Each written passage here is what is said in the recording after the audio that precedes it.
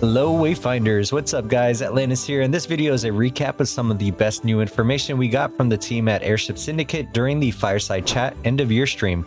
The full link to the stream will be in the description of this video, but I've picked out some of the really cool parts to talk about as we got all new insight into what's to come and some of the changes on the way sometime next year. One of the biggest changes that we learned about was the planned Echo overhaul that won't happen immediately, but isn't too far off either. The team is looking at changing the current version of collecting echoes into more of a catalog sticker system where you will only collect one of each echo, as opposed to farming multiple stacks of the same identical echoes. Once you get an echo, you'll have it forever, and you can rank it up as you get more of that collected echo. It will be auto-converted into dust, in which you then use to level the echo up. They gave the example of leveling up a gray echo into a green echo and so on, which will help players who have exceptionally bad RNG while trying to farm better quality echoes. One of the goals is to have players manage echoes less, as you won't be hitting a capped amount of echoes that you need to constantly dust over and over again, and they want to change players stacking echoes as you will no longer be able to do so and will only be able to equip one of each. The intention here is to have players hunt a wide variety of echoes instead of just grinding for the same drop, and they're going to be adding many more echoes as more enemies are introduced from new content to help flesh the system out. This echo change will help with performance issues because of how bloated player inventory is currently, and they are also looking at adding echoes with secondary stats to add more depth to the system. The armory and archetype systems are still well on their way to come to players soon, as the armory system will reward players having more weapons leveled up, while the archetype system gives players points to spend into a tree to pick up various benefits to be shared between your Wayfinders under the same archetype. The Frostmarch expansion is around the corner and is much bigger than the Highlands and is made with mounts in mind. This area will be large and host a variety of events that are also scaled for level 30 and harder content. We got a teaser of mounts in the latest official Wayfinder video, and I really like how you can see the momentum of the Wayfinder while riding the mount.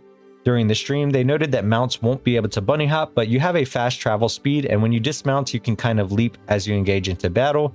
You can use mounts anywhere except lost zones and hunts. In certain areas they may designate otherwise. Mounts will have saddles that are cosmetics you can equip and might be dyeable, but it's confirmed that mounts themselves will not be dyeable for the foreseeable future.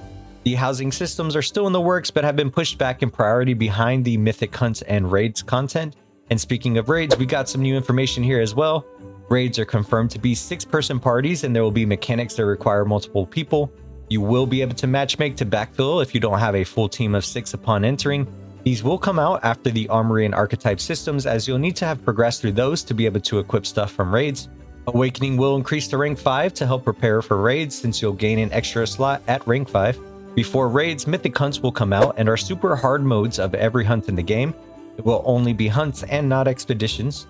You'll be able to get black loomstones from mythic hunts and raids, and you'll need the black loomstones to increase your affinity once the affinity cap is raised from 20 to 25. If you already have black loomstones, they will go away before this system comes out. The mythic hunts will not have any new mechanics, but will be significantly harder as they are focusing new mechanics on the raid design instead. They alluded to having players who might be able to heal or break enemies to help group compositions for this content. There will also be cosmetics dropping through both mythic hunts and raid content, and allows for players to show off their rewards to others. Wayfinders are getting more customizable options specific to the character, like Silo getting customizable shoes, and Senja already has the arm slot cosmetic. They are aiming to get loadouts into the game and some search functionality and filtering.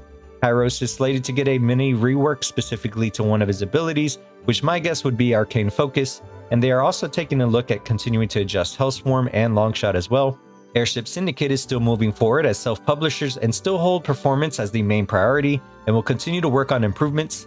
Lastly, the shop and microtransactions will be developed further after the core systems and game content is implemented in much more depth. If you get some time, make sure to go check out the full stream. It was really nice to see some of the members of the team in a lighter setting, talking about the game and other things besides the game itself.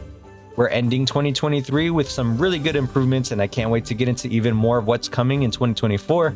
Make sure to subscribe for Wayfinder news and more if you haven't done so already. As always, thank you guys for watching, and I'll see you in the next one.